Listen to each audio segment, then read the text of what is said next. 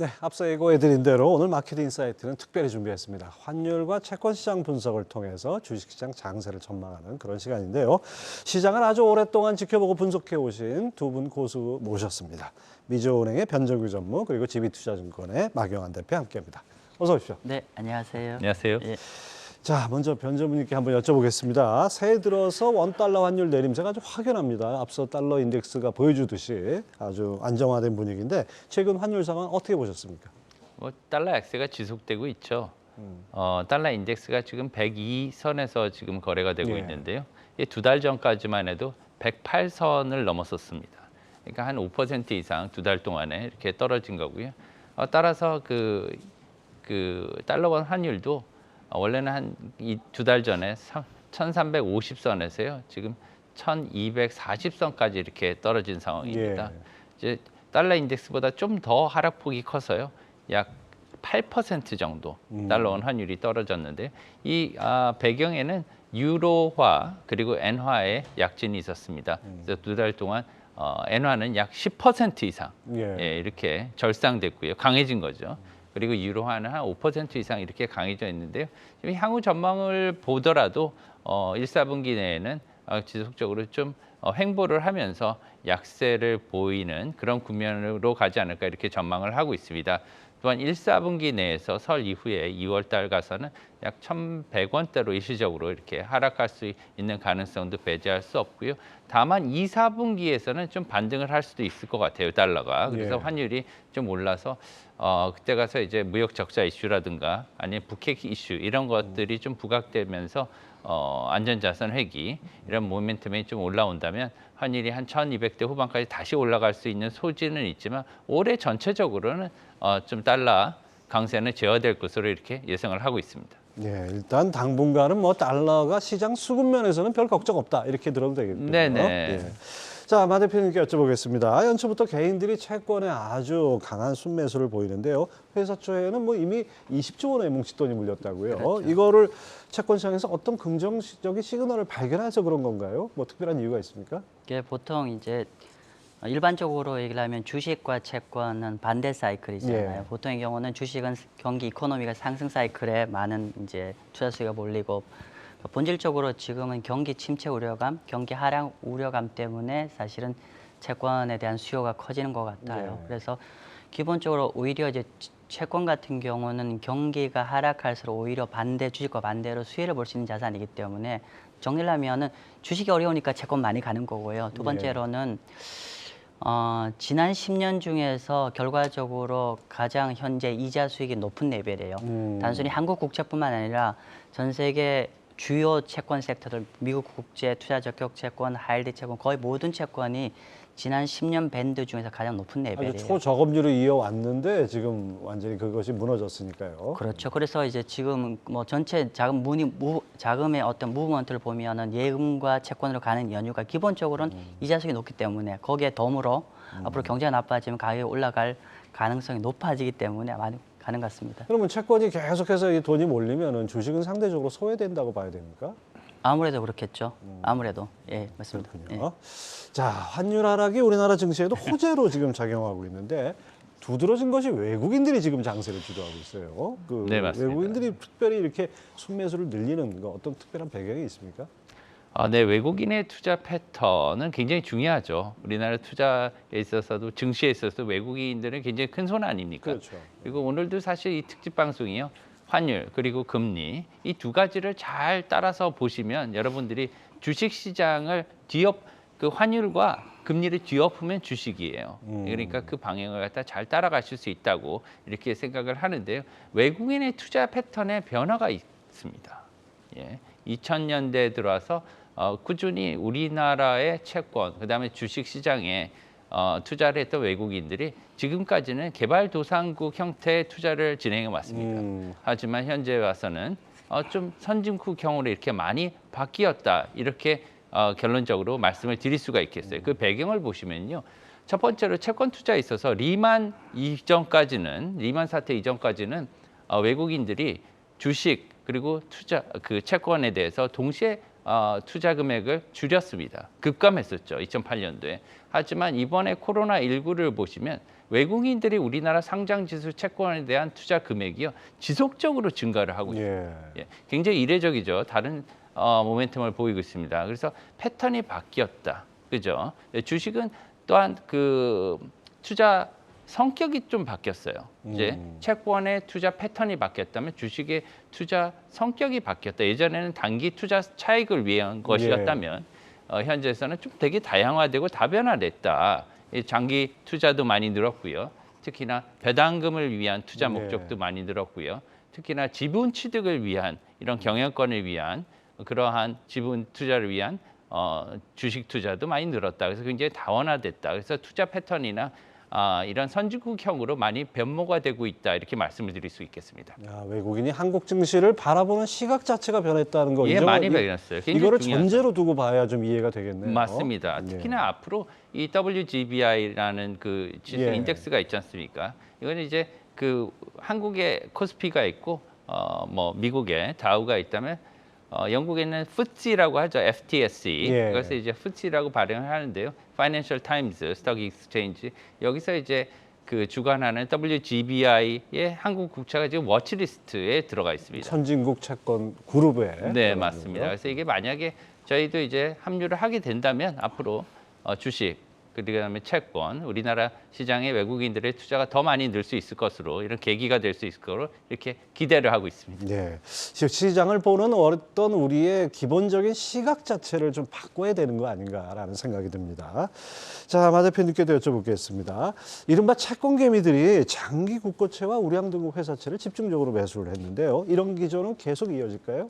네, 뭐 기본적으로 현재 경기 침체 우려감이 그 단박에 해결된다고 하면은 좀 이게 주춤할 수 있지만은 전 세계적으로 경기 침체 우려감이 계속 지속되고 있기 때문에 기본적으로 장기 국고채와 회사채의 어떤 매수세는 계속 지속될 것 같은데, 근데 이제 여기서 이제 이 추세가 좀 차별화될 여지도 있습니다. 뭐냐면은 만약에 우리가 지금 일반인들이 예측하는 것처럼 경기 침체가 어느 정도로 강도로 오냐에 따라서, 그러니까 큰 그림에서는 채권의 그림 가지만은 만약 경기 침체가 소프트 랜딩 정도의 어떤 경기 침체라고 하면은 지금처럼 국채와 우량 회사채가 동시에 순매수가 이루어지겠지만은 만에 하나 예상과 달리 경기 침체가 좀 생각보다 더 깊어진다고 하면은 시장은 차별화될 겁니다. 즉 우량 회사채도 크레딧 리스크가 많이 불거질 거기 때문에 우리 한때 몇 달 전에 기억나시죠? 레고랜드 사태일 때 사실은 이제 한전채나 뭐 일반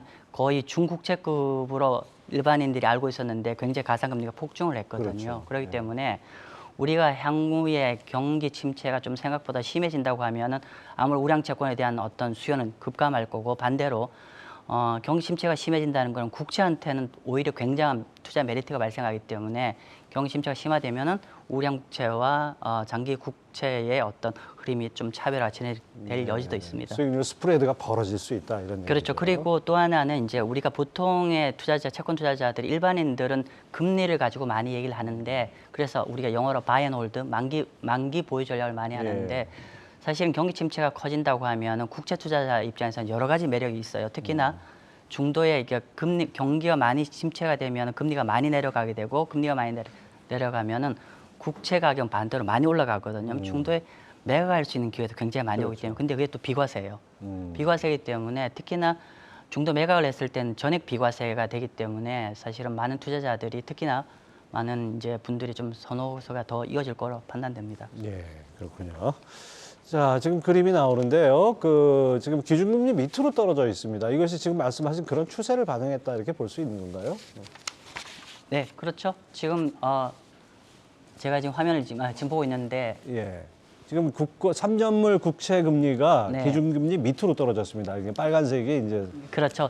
저거 같은 경우는 사실은 이제 이게 한국 금리지 않습니까? 한국 금리가 이제 저희가 이제 기준금리 아래로 지금 이제 떨어지고 있는데, 통상적으로는 아주 그러니까 정상적인 패턴입니다. 좋은 예가 보통의 경우는 경기 침체가 임박한 시점에는 그러니까 정책금리 내지 기준금리와 시장금리가 역전 현상이 벌어지죠. 그래서 사실은 이제 이거는 이제 저런 역전이 그러니까 그 기준금리와 시장금리가 바뀌고 있다는 거는 그만큼 향후에 어떤 경기 침체 우려감이 커지는 거고, 그리고 저거는 뭐 아주 정상적인 패턴으로 보여지고 있고, 따라서 금리는 오히려 이렇게 일정 부분 역전 현상이 지속될 가능성이 높아지는 것 같습니다. 예, 네. 그렇군요. 사실 근데 이제 경기 침체는 누구나 예상을 하는데 네. 문제는 어떤 경기 침체냐 이것이 관건인 것 같습니다. 지금 주식이나 채권 시장에 어느 정도 연초 활기가 그 극심한 어떤 하드 랜딩, 그러니까 경착륙보다는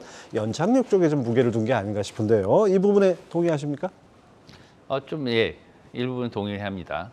예. 어떻습니까? 그 실제 보시기에는 그 경기가 어느 정도 수준으로 갈 것 같습니까? 경기가 실제로 어떻게 된다는 걸 떠나서요. 사람들이 기대감이 좀 있는 게 사실입니다. 작년하고 비교했을 때 굉장히 큰 시장의 차이점이 있어요. 작년에는 금리 인상이 계속될 것이라고 시장이 전부 다 확신을 하고 있었기 때문에 그렇죠. 거기에 대해서 희망이 안 보였습니다. 우선 모멘텀이 전혀 없었죠. 그렇지만 모멘텀이 생겼다는 게 올해의 가장 큰 차이라고 이렇게 생각하시면 될 것 같아요. 2022년에는 희망이 안 보였다. 그렇지만 2023년에는 시장이 희망이 생겼다. 그 이유를 살펴보자면요. 우선 연준과 BOK 한국은행의 금리 인상의 종료가 될 것이라는 확실한 감이 있습니다. 그렇죠, 예. 사람들이. 그렇죠. 그게 언제냐의 문제죠. 그리고 대부분은 3월 달까지는 종료가 연준도 그렇고 한국은행도 완료가 될 것이다. 심지어 한국은행 같은 경우에 더 이상 올리지 않을 수도 있다. 그렇죠. 이런 생각을 하고 있지 않습니까? 예. 그런 것들을 갖다가 지금 채권 시장에 반영이 되고 있어요. 게다가 지금 시장 금리 좀 전에 마 대표님 얘기하셨지만 지금 채권 시장의 금리를 보면요, 국고채가 많이 금리가 떨어졌단 말이에요. 그렇지만 미국의 국채 금리는 시장 금리는 떨어지지 않았습니다. 기준금리는요, 한 나라의 중앙은행에서 결정하는 금리고요. 예. 그리고 시장 금리는 시장에서 참여자들이 사고 팔고 할 때의 금리예요. 그렇기 때문에 기준금리하고 시장금리는 반드시 같이 가지는 않죠. 그렇지만 아까 말씀하셨듯이 시장금리가 한국의 시장금리가 그만큼 빠른 속도로 떨어졌다는 거는 뭐냐 하면 금리를 갖다 빨리 내릴 수도 있겠구나. 첫 번째는 이런 생각이에요. 두 네. 번째는 경기 침체가 가속화될 수 있으니까 안전자산인 국채에 투자를 하는 게 낫겠구나. 이런 두 가지의 복합적인 그런 성격이 있는 겁니다. 게다가 연준 같은 경우는 하반기에 있어서 미국 경기가 지속적으로 악화될 가능성이 있습니다. 지금 이제 인플레이션은 더 이상 키 이슈가 되지를 못하고 있거든요. 올해는. 네. 올해는 이제 인플레이션과 직접적인 금리 인상은 키워드가 되지 않습니다. 아까 마 대표님이 말씀하셨던 그런 경기에 있어서 신용이 차지하는 부분이 굉장히 커지는 거죠. 예. 이게 스프레드, 이게 가성금리거든요. 이런 것들이 모멘텀을 주도할 것으로 보여서 현재는 약간의 그러한 모멘텀, 희망이 생기고 있다. 이렇게 말씀드릴 수가 있겠습니다. 네, 그 마 대표님 보시기엔 어떻습니까? 저는 조금은 일정 부분 소프트한 약간 경기 침체는 좀 피하기 어렵지 않겠나는 좀 생각을 가지고 있습니다. 뭐 우리가 일단은 보통 일반 전문가들이 얘기할 때 어떤 경기 침체는 사실은 중앙은행이 만든다고 저는 얘기를 하고 있습니다. 그죠? 그러니까 결국은 중앙은행 인플레이션을 제어하기 위해서 그러니까 정책 금리를 과도하게 인상을 해서 결국은 일정한 시차를 두고 경침체를 가는데, 통상적으로 미국이 어떤 인플레이션을 잡고 경기 쪽에 영향을 최소화시키는 수준을 보통 정책 금리라고, 그러니까 중립 금리라고 말씀하시잖아요. 근데 보통의 경우는 미국 같은 경우는 2.5고 또 시장의 어떤 전분 그 컨센서스는 보통 3% 중반 정도가 중립 금리라고 얘기합니다. 예. 그런데 미국 같은 경우는 이미 만약에 이번 3월 달에 가면 5%까지 가죠. 이미 그렇기 때문에 중립 금리를 넘어가는 수준은, 그러니까 중립 금리와 괴리가 벌어질수록 경제 임팩이 더 커지는 상황이죠. 그러다 보니까 일정 부분은 경기 침체가 좀 이루어질 것 같고, 실제로 여러 가지 경기 선행 지표들을 보면은 사실은 경기 침체 방향으로 가고 있어요. 예를 들면 우리가 그 컨퍼런스 보드의 LEI 경기 선행 지표를 본다고 하면 이미 전년 동월 대비해서 많이 꺾이고 있어요. 과거의 패턴을 보면 전년 동월 대비 마이너스면 일반적으로 다 경기 침체에 들어갔었고요. 두 번째로는 제조업 쪽을 보면 PMI 데이터를 네. 보시지 않습니까? 그래서 PMI 데이터 같은 경우인데 PMI가 미국 기준이 현재 48이에요. 그런데 기준선 50을 밑도록 그렇죠. 근데 중요한 거는 밑에 빠졌다가 다시 위로 회복될 수도 있는데 그럼 결론적으로 추세적으로 이 아래로 내려가면은 경기 침체가 피할 수 없다고 얘기하는데 저희가 보기에는 일정 부분 더 둔화가 될 것 같습니다. 왜냐하면은 보통 PMI 선행 지표인 유오도 같은 경우도 지금 계속 떨어지고 있어요. 그래서 뭐 이런 어떤 선행 지표들을 보면은 일정 부분 경기 침체는 들어갈 것 같은데 그럼에도 불구하고 과거의 경기 침체 국면보다는 덜 심할 것 같다. 그 이유는 뭐냐면 크게 두 가지를 보는데 첫 번째는 미국의 펀더멘탈이 예상외로 너무 좋다는 네. 측면이 있고 두 번째는 중국이 이제 리오픈이 들어가기 때문에 그 두 가지 힘 때문에 버텨주는 것 같습니다. 그러나 제가 항상 이제 채권 시장 얘기를 하면서 항상 장단 금리 차를 얘기를 많이 좀 하는데 보통 많은 사람들이 장단 금리 차를 할 때 미국 10년 국채 금리와 2년 국채 금리 역전 현상을 예. 보는데 사실 이건 완벽지는 않아요. 10번 중에 한 번 정도는 역전이 된 이후에도 침체가 안 왔는데 우리 시청자분은 꼭 한번 체크할 게 뭐냐면 10년 국채 금리와 3개월물 비교해 보십시오. 근데 현재 한 100bp 정도 역전이 되어 있습니다. 그런데 1960년 이후에 지난 40년간 데이터에 10년 국채 금리와 3개월 국채 금리 역전된 되었을 때 단 한 번의 외도 없이 미국 경기 침체에 들어갔어요. 그래서 과거 그랬대서 꼭 미래가 그렇지는 않겠지만은 적어도 그 정도의 어떤 우리가 생각보다는 경기 침체가 될 가능성을 놓고 어떤 투자 전략을 짜시는 걸 좀 권해드립니다. 지금은 뭐 연착륙이란 기대가 어떻게 보면 주가나 채권 금리에 반영이 돼 있다 이렇게 봐도 되겠죠?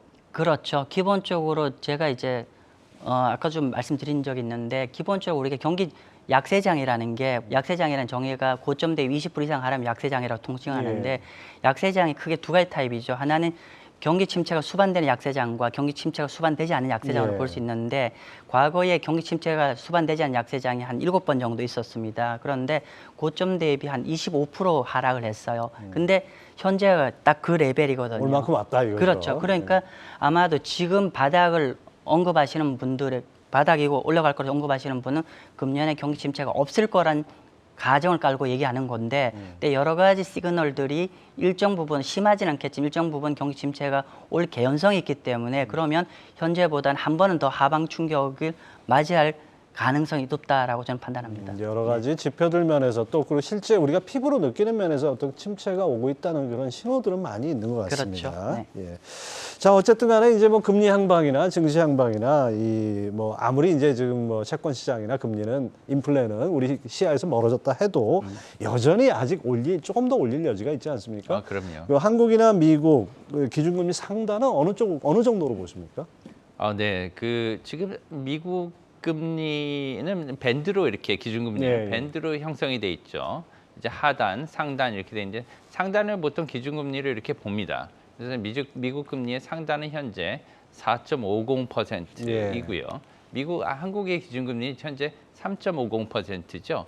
예, 이것들을 이제 얼마나 더 갈 것인가 또 되게 중요한 이슈입니다. 이것이. 그래서 지금 미국 같은 경우에는 이번 우리나라 시간 2월 2일 날에 이제 기준금리 결정이 있게 되겠는데요. 네. 여기서 이제 베이비 스텝을 밟을 것으로 생각이 됩니다. 이제 보통 시장에서 마켓에서 0.25%의 4.75가 된다 이거죠, 상당히. 예. 4.75%가 될 것으로 이렇게 예상이 되고 그러한 기준금리는 지금 시장에도 이미 기반영이 되고 있는 상황입니다. 반면에 한국은행 같은 경우는 좀 논란의 소지가 있긴 있어요. 그래서 지금 한국은행의 최저금리가 지금 현재의 3.5%냐 아니면 한 번 더 올려서 3.75%냐 굉장히 팽팽하게 예. 지금 갈리고 있고요. 이번에 금리 결정 금통위에서도 3대 3으로 팽팽했습니다. 그렇기 때문에 앞으로 이것이 3.5%냐 3.75%냐는 되게 중요한 거긴 한데요. 앞으로 얼마나 더 이러한 고금리가 지속되느냐가 주식시장과 투자에는 더 큰 효과, 중요하다고 영향을 미친다고 생각을 합니다. 네. 마 대표님은 어떻게 보셨습니까? 네, 일단은 우리가 이번 미팅이나 다음 달 미팅에 금리를 몇 프로 올리냐보다도 결국은 최종 금리가 정책 금리와 한국과 미국의 최종 금리가 어디까지 갈 것이냐가 시장의 가장 큰 관건일 그렇죠. 거고 실제로 주식시장이나 채권시장의 움직임을 보면은 결국은 터미널 레이트 마지막 금리를 예상해서 지금 움직이고 있습니다. 채권시장도 정확하게 그렇게 예. 움직이고 있어요. 그래서 현재 채권과 주식시장에 반영되어 있는 그러니까 최종 금리 예측치를 갖고 좀 우리가 표현해야 할 것 같은데 아직까지 한국 같은 경우는 아직은 3.5 쪽이 약간 더 반영이 되어 있기 때문에 혹여나 3.5보다는 그러니까 우리가 3.5고 미국은 지금 현재 4.9, 한 5.0에서 스탑할 거라고 일반 네. 예측하고 있기 때문에 만약에 이 레벨에서 우리가 어떤 한 스텝 더 올라간다면 일정한 시장에는 약간 영향을 줄 여지가 있다고 보여집니다. 그러나 현재까지 일반적인 저도 그렇고 기본적으로 미국은 5.0 정도가 터미널 레이트를 읽지 않고 하는데 근데 이거는 사실은 연준도 모르고 누구도 모릅니다. 즉 뭐냐면은 연준은 어떤 전망에 입각해서 금리 결정을 하는 게 아니라 그 당시에 의사결정을 할 당시에 데이터 디펜던트죠. 예. 경제 데이터를 보고 발표를 하는 거기 때문에 결국 경제 데이터가 예상한 것만큼 인플레이션이 컨트롤이 안 된다고 하면 어쩔 수 없이 울며 겨자 먹기로 5%의 플러스 알파를 올릴 여지도 있겠죠. 네. 그렇죠. 이 파월 의장이 이미 언급한 게 올해 안에는 금리 인하 없다 그랬는데 네. 역시 마찬가지죠. 지표가 그 상황을 만들면은 또 움직일 수밖에 없는데 맞습니다. 금리를 터미널 레이트까지 갔단 말이에요. 그 다음부터 얼마나 동결할지 그 동결 기간도 상당히 중요할 것 같습니다. 어느 정도로 보십니까? 물론 이제 그 FRB가 공식적으로 점도표상은 금년에 인하가 없다는 네. 게 전망이고 2024년부터 내려간다고 하는데 실제로 만약에 그 현재 어떤 매크로 동향을 보면 미국 일정 부분은 경기 침체가 들어갈 것 같고 그렇다고 하면 그거에 대한 어떤 실제적으로 그 경기 침체에 대해서 경기를 다시 약간 일정 부분 부스트를 해야 되는 측면을 본다고 하면 빠르면 금년 한 4, 4분기 정도부터는 일정 부분 금리 인하가 들어갈 여지가 있을 것 같고 실제로 금리 선물을 보더라도 사실은 금년 중반 이후부터는 일정 부분 금리 인하가 들어갈 거라고 시장의 참여자는 예측하고 있습니다. 그러면 이제 최종 금리까지 가는 게 한 3월쯤이라고 보면은 한 6개월 정도 지나면은 어느 정도 인하 얘기가 본격적으로 나오기 그렇죠. 시작한다. 4분기 정도 되면 해야 된다, 안 해야 된다 이제 이슈들이 등장하기 시작하겠죠. 네. 변 전무님은 어떻게 보십니까? 예, 저도 비슷하게 보고는 있는데요. 한 가지 변수가 있습니다. 뭐냐면 이제 미국의 그 경기 침체가 가속화되면 그렇게 되면 이제 연준도 통화 정책에 대한 선회를 어느 정도 고민을 하게 될 거고 이런 것들이 연준에 대한 압박으로 이어질 것이면은 틀림이 없습니다. 하지만 이 경우에 실제적으로 연준이 금리를 인하하기 위해서는 현재 연준이 채택하고 있는 2%의 목표 물가지수 타겟을 변동을 해야지만 가능할 것이기 때문에 그것은 어느 정도 수정할 것이냐 이거의 문제에 맞닥뜨리게 됩니다. 제 생각에는 한 2%의 물가 타겟을 앞으로 한 4분기 이후에 어느 정도 수정이 불가피하지 않나 이렇게 생각이 하는 바고요. 그런 것들을 시장에서 기대를 하고 따라서 연착륙으로 이어지겠다는 그런 기대를 하고 있는 것으로 이렇게 생각이 됩니다. 예, 솔직히 물가 목표를 바꾸는 건 이제 꼴대를 옮긴다 이렇게 표현을 하는데 그 부분에 대해서는 앞으로 논란이 많을 것 같습니다. 자, 이제 금리 추이와 환율 추이를 같이 놓고 본다면 이제 올 상반기와 하반기가 좀 달라 보일 수도 있을 것 같은데요. 환율 추이는 어떻게 전망할 수 있습니까? 네, 아까 말씀드린 바와 같이 올해 그 1, 4분기에서는요. 지금 환율이 하락을 하고 있고요. 그리고 달러 인덱스도 100선 정도를 이렇게 후퇴할 것으로 이렇게 전망을 하고 있는 데 비해서 그 중반기에 들어가면 경기 침체가 좀 가중화되고 그리고 원화 약세 이슈가 좀 부각이 되고 또 무역 적자라든가 북핵 이슈라든가 이런 것들이 좀 부각이 될 수가 있습니다. 그러면서 이제 1,200원대 후반이라든가 1,300원대까지 이렇게 반등의 가능성이 없잖아 있습니다. 하지만 하반기에는 다시금 미국 연준의 금리 인하에 대한 희망이 그런 기대가 일어나면서 다시금 환율이 재하락할 것으로 원화 강세가 일어날 것으로 이렇게 생각이 되고요. 반면에 이제 금리 쪽에서는 이제 미국이 2%의 물가 타겟을 연말에 가서 수정을 하면서 이제 장기 채권 같은 경우에는 금리가 거의 변동을 하지 않거나 소폭 하락하는 측면에서 이렇게 멈추고 단기 채권 금리 같은 경우는 큰 폭의 하락이 일어나가면서 장단기 금리 현재 그 역전 현상이 4분기 이후에는 조정이 되지 않을까 이렇게 보면서 따라서 주식 같은 경우에는 달러 약세가 어느 정도 그 주식시장에 대해서 현재 지금 소폭 반등을 이끌어내고 있지 않습니까? 이런 것들이 이제 지금 악재와 호재에 굉장히 민감한 상황입니다. 시장이. 그래서 변동성이 굉장히 큰 그런 장세인데요. 기업들의 실적 악화는 어느 정도 불가피할 것으로 보입니다. 왜냐하면 금리가 너무 높기 때문에 조달 금리가 굉장히 높아졌지 않습니까? 특히나 중반기에 이르면은 기업들의 신용에 따른 그런 가상금리의 차이가 굉장히 더 많이 벌어질 수 있을 것으로 이렇게 생각이 드는 상태예요. 그렇기 때문에 주식의 정체기가 올 수가 있습니다. 그럼에 따라서 우량 자산과 비우량 자산, 우량 주식과 그렇지 않은 주식, 또한 우량 채권과 부실 채권 간의 그런 프리미엄 차가 굉장히 벌어질 수 있는 이런 시장이 있을 수가 있어요. 그러면은 투자자 입장에서는 그걸 선택할 수 있는 이런 상황이 있을 수가 있습니다. 이렇지만 그 경기 침체는 사실은 나쁜 면만 고려할 수는 없어요. 왜냐하면 이렇게 경기 침체가 와야 연준도 그 안에서 금리를 인하할 수 있는 그러한 기대감을 가질 수가 있기 때문에 또한 희망이 싹트고 있는 거죠. 그래서 때문에 이후에는 하반기 4분기 이후에는 주식시장이 선반영하기 때문에 본격적인 반등을 하지 않을까 이렇게 전망을 하고 있습니다. 네, 그렇군요. 자, 환율과 채권 시장 전반적인 상황을 통해서 올해 경제, 경기 함께 분석을 해봤는데요.